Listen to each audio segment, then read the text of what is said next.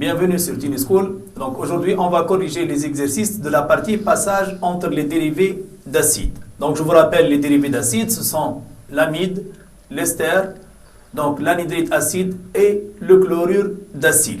On va essayer de corriger les exercices de cette partie. On va commencer par l'exercice numéro 1. Donc pour l'exercice numéro 1, il nous demande d'entourer le groupe fonctionnel de chaque, bien sûr, composé organique et de donner sa fonction, c'est-à-dire sa fonction ou sa famille. Donc on va commencer par le premier composé et on va essayer de donner son groupe fonctionnel. Donc ici, on a un composé qui contient du carbone et l'atome d'azote. Ici, bien sûr, ce composé, c'est l'amine. Donc l'amine, bien sûr, son groupe fonctionnel, c'est NR. Ici, ça représente le groupe alkyle. Le groupe alkyle qui représente R, représente CN, H2N plus 1. Donc R, dans ce cas, c'est le groupe éthyle. Donc, voilà, si vous voulez, le groupe fonctionnel de l'amine. Et, bien sûr, c'est la famille amine. Donc, au cours de la deuxième question, il nous demande le nom du composé. Donc, le nom du composé, donc pour la deuxième question, donc je vais répondre aux deux questions. Donc, la famille, la fonction, c'est l'amine. Le nom, ici, on a deux carbones dans la chaîne principale. Donc, il y a deux carbones, ça s'appelle éthanamine. Ça s'appelle éthanamine ou éthylamine. Donc, c'est l'éthanamine. Donc, dans ce cas, ça appartient à la famille des amines. De même ici, vous remarquez qu'on a de même, pour le petit b, on a le groupe N. Et voilà, dans ce cas, le radical R. Le radical R, il renferme 4 carbones. Donc, pour le 4 carbones, on a le butane. Donc, vous connaissez bien qu'on a méthane, éthane, propane, butane, pentane, hexane, ainsi de suite. Donc, ici, il y a 4 carbones, c'est le butane. Donc, c'est la famille, bien sûr. Ici, c'est le groupe R. Donc, le groupe fonctionnel, c'est NR. Donc, le groupe fonctionnel, c'est NR. Et, bien sûr, c'est la famille des amines. Et le nom, c'est le butanamine. Butanamine. D'accord? Donc voilà pour les deux premiers cas. Maintenant, on va passer à petit c, au composé petit c. Pour ce composé, on remarque que le groupe fonctionnel, le voilà, c'est C, doublisant O, O, C, doublisant O. Voilà le groupe fonctionnel. Donc on va l'entourer. Ce groupe fonctionnel, c'est le groupe fonctionnel d'un anhydride d'acide. Donc la famille ici, la fonction, c'est anhydride d'acide. Maintenant, quel est le nom de l'anhydride d'acide? Ici, il suffit de regarder à gauche ou à droite, si vous voulez, de l'atome d'oxygène. Parce que ici, le nombre de carbone à gauche et à droite sont identiques. Donc il suffit de regarder l'un des côtés, c'est-à-dire après cet atome d'oxygène ou avant l'atome. On trouve ici qu'il y a seulement 2 carbones. Donc le nom s'appelle, donc ce composé s'appelle anhydride éthanoïque. Donc il s'appelle anhydride éthanoïque. Donc il appartient à la famille des anhydrides d'acide. De même ici, c'est un deuxième anhydride d'acide. Voilà, si vous voulez, le groupe fonctionnel.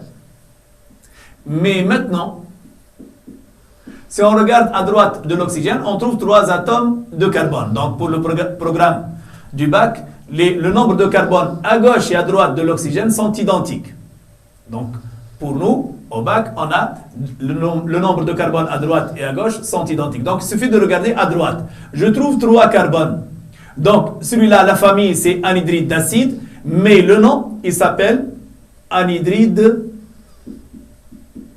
propanoïque. Donc on a dit méthane, éthane, propane. Donc ici c'est l'anhydride propanoïque. D'accord? Maintenant passons à petit e. Pour petit e, on a comme groupe fonctionnel CC, doublisant O, Cl. Voilà, si vous voulez, le groupe fonctionnel. Ce groupe fonctionnel, c'est le groupe fonctionnel des chlorures d'acyle. Donc la famille, c'est chlorure d'acyle. Maintenant, on veut déterminer le nom de ce composé. Donc il appartient à la famille des chlorures d'acyle pour le nom. Maintenant, pour les chlorures d'acyle, on doit choisir la chaîne carbonée la plus longue. La voilà. Donc toujours ce carbone fonctionnel aura l'indice numéro 1. Donc il est lié, il a 3 liaisons, donc il lui reste une seule liaison. Donc il va avoir l'ordre 1 toujours. Ici c'est le 2 et ici c'est le 3. Maintenant, pour avoir le nom, il suffit d'avoir le nom de cet alcane. Si on suppose qu'on a un alcane CH3, CH, CH2 avec une ramification CH3, quel est le nom de l'alcane? C'est le 2-méthylpropane. Donc, si on regarde l'alcane seulement, donc c'est le 2-méthylpropane. Son nom comme alcane. Maintenant, pour avoir le nom du chlorure d'acyle, on dit chlorure de 2-méthylpropanoïl. Donc, ça s'appelle chlorure de 2-méthyl. Donc, il s'appelle chlorure de 2-méthyl. Ici, bien sûr, sur le carbone numéro 2, il y a une ramification. Quel est le type de cette ramification? C'est un méthyle. Donc, sur le carbone numéro 2, j'ai un méthyle. 2-méthyl. Donc, faites très attention, c'est propanoïl. C'est la terminaison du nom d'un chlorure d'acyle. Pour les chlorures d'acyle, donc le nom se termine par OIL. Le nom se termine par OIL. Donc, c'est le chlorure de 2-méthylpropanoïl. 1, 2, voilà, 2-méthylpropanoïl, car il y a 3 carbones.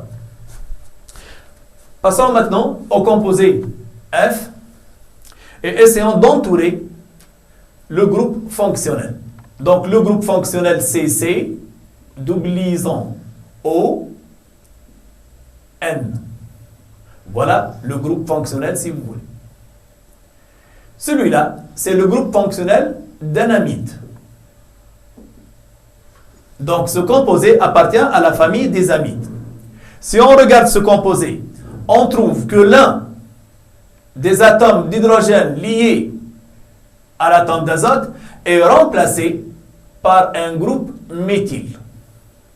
Je dis que l'amide est monosubstitué.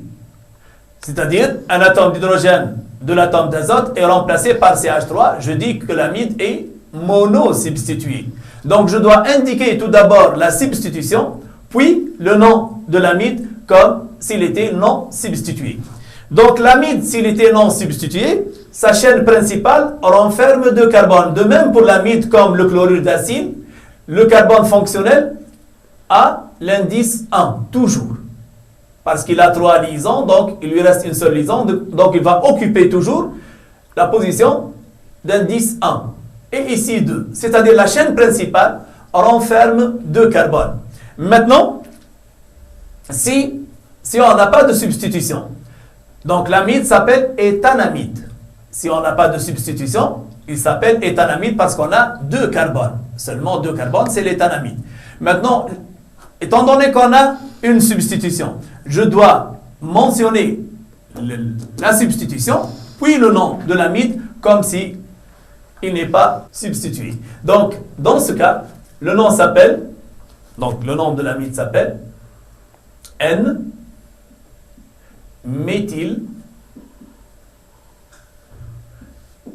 éthanamide. N-méthyl éthanamide. Voilà le nom. Et on passe à l'exercice numéro 2.